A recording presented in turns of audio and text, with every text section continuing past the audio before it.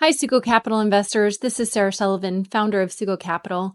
And 90-day plans, we all do them at work, right? We do them in a corporate environment. Do we do them for ourselves? Do we do them for our investment strategy? When I started doing them for myself and not for my boss, that's when things completely changed in my life. So what I'd like to challenge or encourage you all to do is to pick 3 things that you could do in the next 90 days that will either be bigger than you've ever done before, scarier than you've ever done before, or remove a roadblock to getting you closer to your financial, your investment, your financial freedom goals. And it's really, really super effective. In our 3-day challenge, we go through 3 days and, we talk about how to really hone in on your goals and how to set this up. And hundreds of investors have done this and told me how impactful it is. So I'll share with you mine. I'll do first a high level and then a deep dive. Okay, so high level, I'm launching a new fund,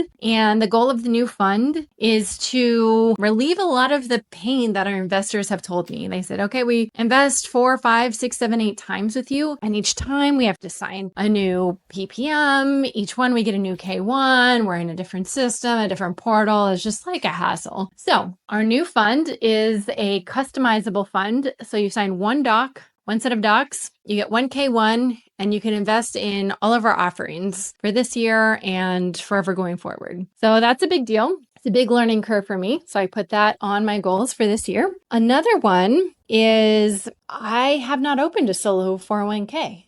And we teach about it all the time. And so I'm going to open one of those. I'm going to make an investment, and then I'm going to do a Roth conversion. And then another one is, in order to scale, we really need someone else besides me to be excellent at due diligence. Like, take what I do and do it all day long, right? So today I had 3 calls in one day with people presenting investment opportunities to me. Okay, so that's 3 today. So the opportunities that are coming at us, the size that SuGo Capital is now, we're getting a lot of attention. So we have some amazing opportunities, and I just don't have the time to do all the due diligence myself. So I put that on my goals. So those are my 3, and I'm going to commit to doing those this quarter. So if you haven't done a 90-day tracker before, take a look at that image. It's really simple, right? Like, it's not a huge complicated spreadsheet with KPIs and yada, yada. This is something that I think it was 2019. I saw from Donnell Delgado. She's a business coach, life coach. And I thought it was so simple and so easy. So I will now do a more in-depth description of what this is. And if you fill it out yourself, this is how you would do it. So in the what column, choose 3 things that are bigger than you've ever done before, or 3 things that would be removing roadblocks from you getting closer to your financial freedom goals, your investment goals, your retirement goals, etc. Okay? In the when column, break it down. Don't be like, oh, okay, 90 days from now, I'll have done this. Break it down. Set milestones, stagger them if you can. So for instance, you'll see on number 3, Open SuGo Build Your Own Portfolio Fund. I have January 9th, identify the team. I need a new team. This is a new thing I've done. January 24th, have the PPM ready, have the portal ready.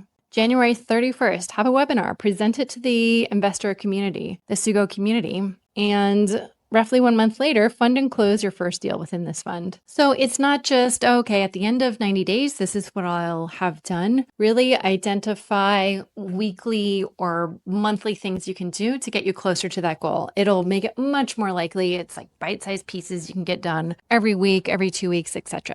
Okay, in the why column, really make this as heartfelt as you can. And really identify either the strong, strong benefit to you or the strong, strong negative that you're going to avoid.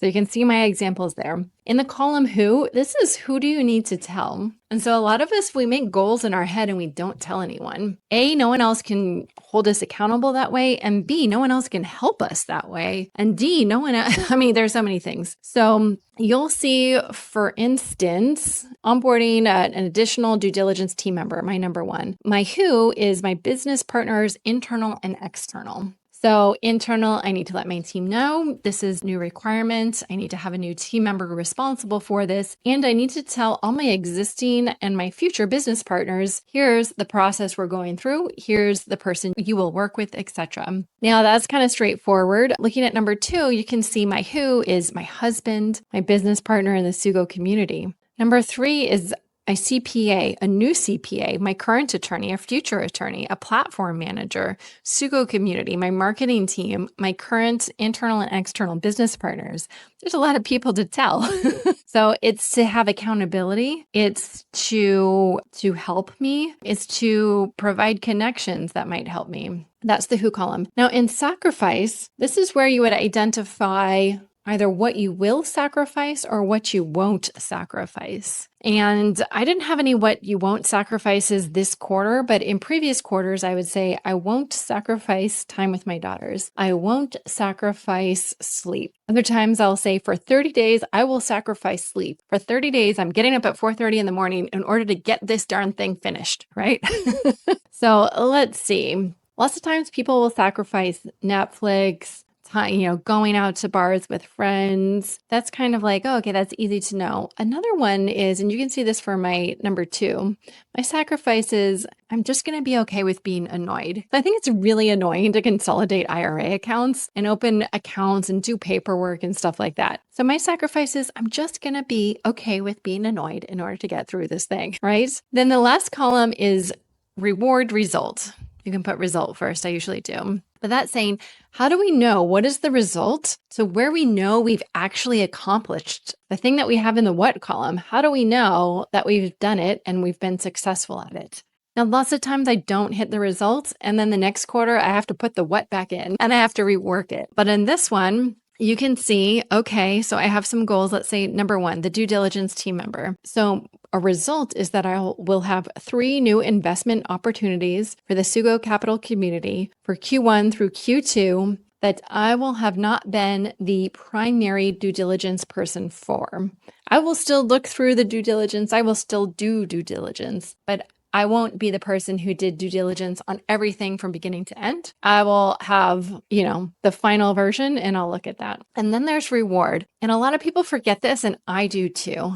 Reward is so important because it tells our brains we are successful. It tells our brains we set goals and we reach our goals. It tells our brains that we know how to succeed. It is just so important. It's super, super important. So you can see for here, I have various rewards once I've hit my results. So one of them is a 2-week rock climbing trip to Joshua Tree with my family. One is a nice dinner out to celebrate the accomplishment. One is to attend a 3-day acrobatics festival. I love athletics and circus arts, in case you couldn't tell.